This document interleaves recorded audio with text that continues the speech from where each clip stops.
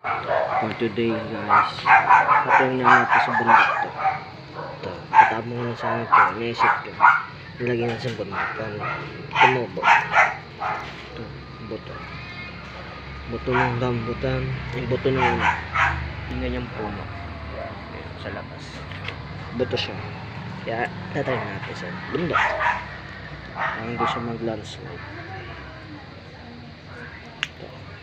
Kasi yung bagyong Undoy, mag-landslide pala yun. Kaya, lalagay natin sa bundok. Para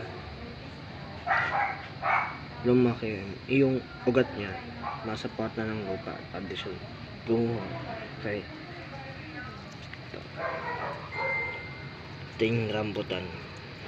Ilang araw namin kinain namin ito ng nakaraan. Eh, ito. Medyo tuyo na. Si Maro kahapon. Okay. Ito yung part to.